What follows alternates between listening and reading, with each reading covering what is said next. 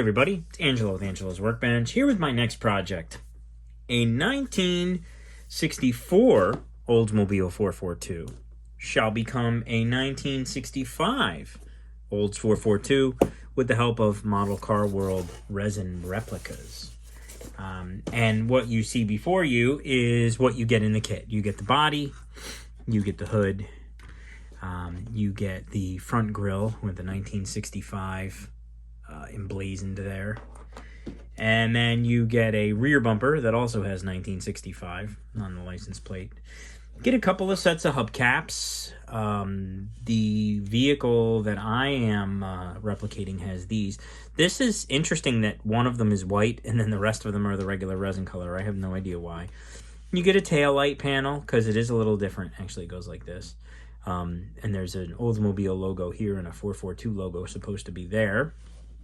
And then you get the little spinners that go into the center of these wire wheels. That's pretty cool. And the car I'm replicating has that.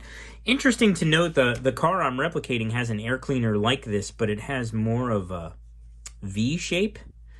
So this is actually not correct for the car I'm replicating, but I'll come up with something.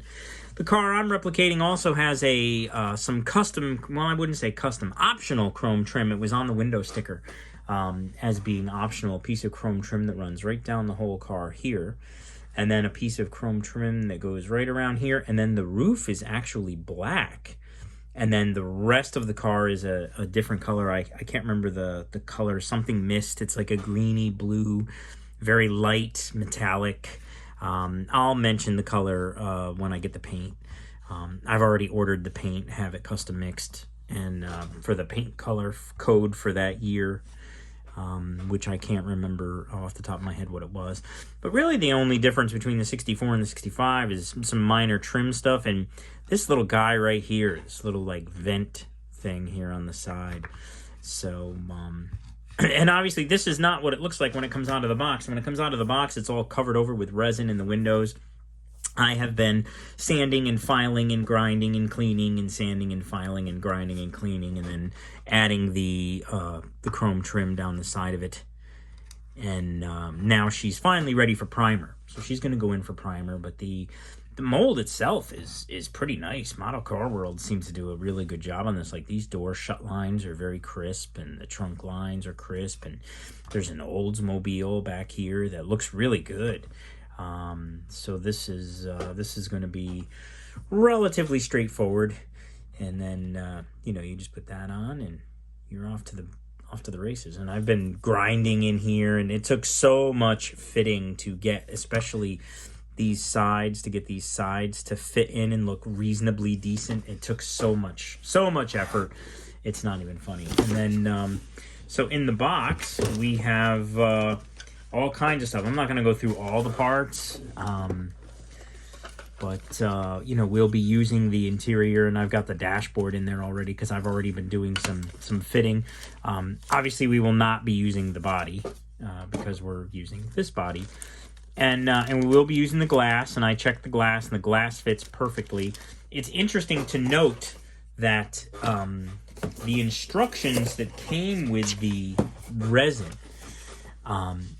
notate that you should get a Lindbergh 67 Olds 442 for the chassis and the engine. I think that this is outdated. When the guy who gave me this to build for him, he told me that when he bought it, they told him to get this kit, this 64 442. And it seems to be very close. I mean, the kit glass is able to be used. And I don't think they were able to use the glass from the other kit, because here in the box, those same instructions that say to use the 67 442 mentioned vacuum-formed glass, and there was none in the box. So now that this kit is out and they're using this kit, I believe, and this is just my own hypothesis, that they are now able to just use the kit glass. And so you don't have to mess around with any vacuum-formed glass. So, and that's what we're doing. The kit glass fits perfectly, like it was made for. So, and then there'll be some other parts I'll use. None of this custom stuff, none of these wheels. I think the only thing I'll use off of the chrome sprue is maybe the shifter for the interior. And even that is a regular ball shifter, and the car that I'm replicating has a T-handled shifter. So if there's a T-handled shifter in here, great. If not, I'm going to have to come up with one or make one, because it's pretty prominent. And I'll include some photos of the subject car. But we'll be using the motor and the chassis and the wheel backs, I believe, because I didn't get any wheel backs with the resin kit, just the wheel fronts. So that's what I'm doing for this build. Come on back and I'll update you, and join me for more. Stay tuned. Okay, we're back. Coming up soon will be a slideshow. I didn't do a lot of video updates during the course of the build. I was very focused on the build itself. The resin body fought me every step of the way. I haven't done a lot of work with resin.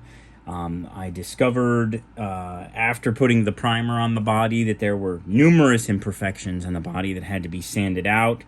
The body also had you might be able to see it in my first video when it was still bare resin, but the body had a significant bow right here where the body actually was pushed out, and I had to actually heat and clamp the resin to get it into where it would stay straight. So that was a challenge.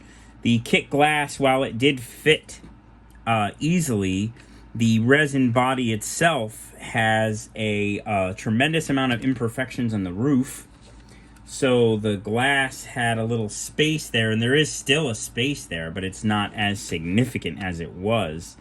Everything is different when you go to put it together. Like, you do your test fitting and you're putting things together and you just say, okay, that looks like it's going to fit. Well, sometimes after you apply paint and clear coat and various other, and then you go to actually put it together, it doesn't quite fit as well as it should. But it is what it is, and it came out very good. Like, I'm very pleased with the result, and I think that the owner of the car will be pleased with the result. I was able to photo reduce some pictures of his actual license plates and put them on the car. The air cleaner I was able to modify.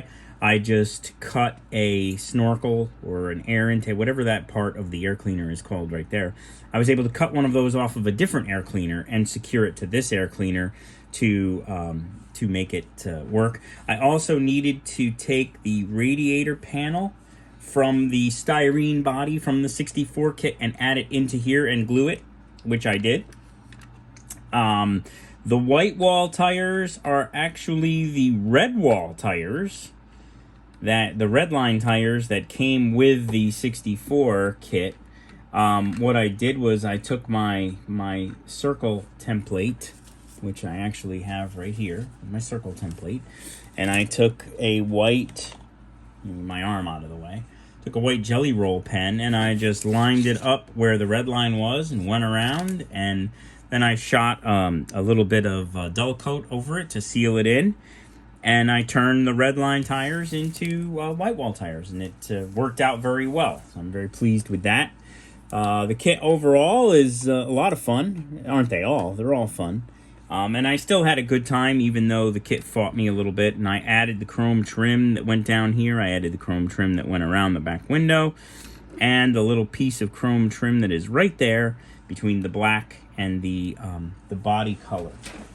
I said I would mention the name of the body color. It is, let me see here, Laurel Mist is the name of the color. I had a rattle can of it custom mixed up at a local auto parts store. They actually will mix custom colors for you from cars of yesteryear or even modern cars, and give you a rattle can for about $30. This was about $30. And that takes care of the matching color issue. I wasn't sure how I was going to custom mix this color because it's a tricky color. It has a bluey greeny in person, and you'll see I'm going to post some pictures of the subject car. It's kind of a little bit of a tricky color match, but I was able to find the the body code, the body color code on the window sticker that the owner has. The owner has the original window sticker for the car. And I was able to find that code and cross-reference it over for the paint. So there it is. And we'll... that's it, really. Nothing else to say. The interior is black, just like the subject car. And I was able to... Happily, the kit actually came with a little T-handled shifter. So I was able to use the T-handled shifter in the kit and got away with it. The dashboard is nice. It came with... the kit comes with nice dashboard decals, as well as several 442 logo decals, which were put to good use because they are all over this car. They're on the sides. They're on the back. There's one on the front. This car is covered with 442 logos. And while doing this build, I actually learned that 442 originally stood for 4-barrel, 4-speed, dual exhaust. That's what it initially stood for. And then it became just a 442, obviously, when they started coming out with automatic ones and there was no longer a 4-speed or fuel-injected ones and there was no longer a carburetor. They still call it a 442. Up next will be another 442, and we'll get to that in the next video. So hang tight for the slideshow. I hope you enjoyed watching, and thank you for tuning into Angelo's Workbench.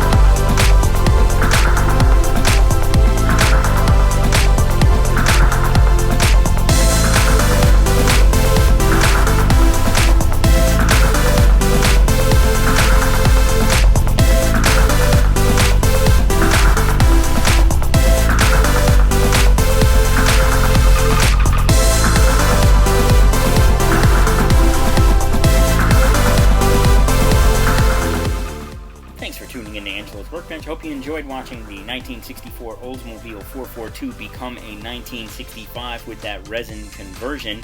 Go ahead and click that like and subscribe button if you're not already a subscriber so you don't miss any future updates.